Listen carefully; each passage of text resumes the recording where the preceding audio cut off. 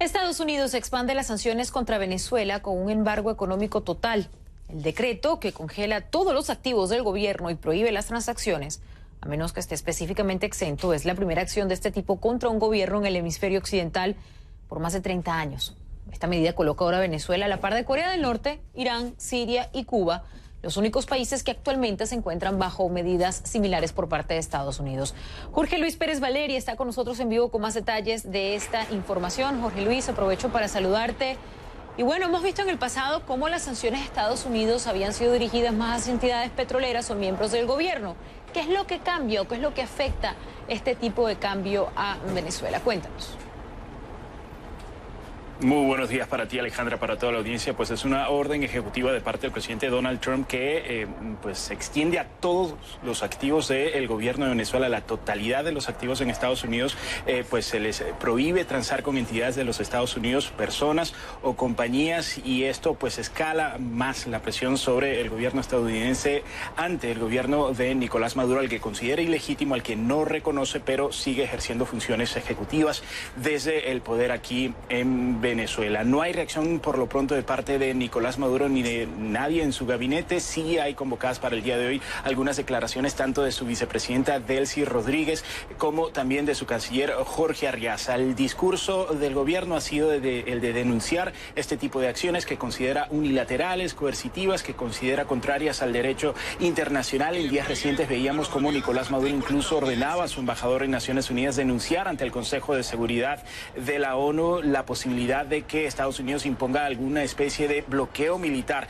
a Venezuela. Eso lo había dicho días atrás ante pues precisamente la información de que Trump esperaba incrementar su presión sobre el gobierno venezolano. Un dato importante sobre estas sanciones es que se eximen de ellas a aquellas acciones en las que se busque proveer ayuda humanitaria a Venezuela. También están exentas de estas sanciones las transacciones que pueda realizar el gobierno federal de los Estados Unidos. Y también pues en cuanto a las otras reacciones que ha generado, esta noticia surgió apenas ayer en horas de la noche, pocos comentarios hasta ahora, pero sí hubo ya algunos mensajes en redes sociales de parte de Juan Guaidó, el presidente de la Asamblea Nacional, quien Estados Unidos reconoce como el único líder legítimo de Venezuela como presidente interino. Compartimos parte de esa reacción con la audiencia. Algunos de los mensajes pues evaluaba positivamente la acción. Decía Juan Guaidó que se trataba esto de una medida que va a proteger los activos de Venezuela en los Estados Unidos. Principalmente se refiere a Citgo, y es la filial de Petróleos de Venezuela en los Estados Unidos, que ha estado también en el centro del debate en días recientes. Entre sus comentarios, Juan Guaidó dijo: esta acción es la consecuencia de la soberbia de una usurpación inviable e indolente. Aquellos que la sostienen, beneficiándose del hambre y del dolor de los venezolanos, deben saber que tienen consecuencias. Alejandra, recordar además que ya son más de 100 los funcionarios del gobierno venezolano que están incluidos en la lista de sanciones de los Estados Unidos, a los que se les prohíbe tener algún tipo de relación financiera con entidades estadounidenses, ya sea compañías o personas, como lo mencionábamos, y a las que sus bienes, los posibles bienes que puedan tener en los Estados Unidos, están congelados, y entre ellas pues incluye también al presidente Nicolás Maduro, cuestionado en su legitimidad, pero sigue siendo el hombre que ejerce el poder en Venezuela, en parte de su gabinete, incluso también, como lo mencionabas, la petrolera estatal Petróleos de Venezuela, PDVSA. Alejandra. Claro, Jorge Luis. Y me gustaría destacar ahora la participación o los aliados que comparten la posición de Estados Unidos, como por ejemplo europeos o latinoamericanos que sí tienen relaciones con Estados Unidos. ¿Se sabe si ellos van a aceptar la política o seguir las políticas de sanciones? Pues el bloque europeo y el bloque latinoamericano, recordemos, han apostado también por, presionar desde el punto de vista del diálogo, de las negociaciones que puedan finalmente brindar algún tipo de solución a la crisis venezolana. Entre ellos está el grupo de contacto de la Unión Europea, en la que también participan países latinoamericanos, el grupo de Lima, que reúne en su mayoría países de la región, incluyendo a Canadá. Hoy justamente hay un encuentro y habrá que ver cuál va a ser la postura de cara a este incremento de la presión de parte de Washington sobre Caracas, buscando un cambio de conducta definitivo por parte del gobierno de Nicolás Maduro, pidiendo que Nicolás Maduro se aparte del poder y que permita una transición política hacia la democracia en Venezuela. Muy atentos, Jennifer, a cuáles van a ser entonces las reacciones desde Lima, cuando hoy se reúne el grupo de Lima y pues se fije una posición más definida y contundente sobre cuál va a ser la postura justamente de estos países ante esta nueva decisión de incrementar las sanciones hacia Venezuela por parte de Estados Unidos. Alejandra. Gracias, Jorge Luis. Jorge Luis Pérez Valeri con nosotros en vivo desde Caracas, y les recuerdo que es nuestra pregunta del día hoy en las redes sociales.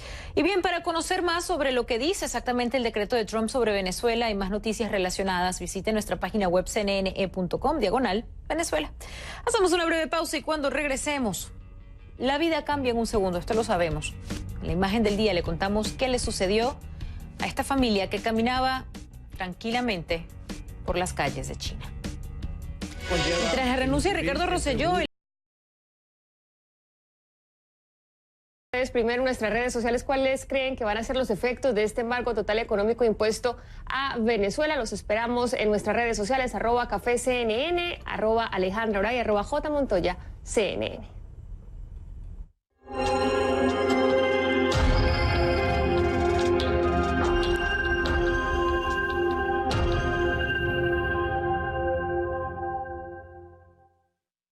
Y es que Estados Unidos sorprendió la noche de este lunes con este anuncio que impacta a Venezuela. Un embargo económico total fue impuesto al país. Vamos a conectar con Jorge Luis Pérez Valeri, que se encuentra en Caracas. Buenos días, Jorge. ¿En qué consiste esta medida y cómo afectaría a los venezolanos?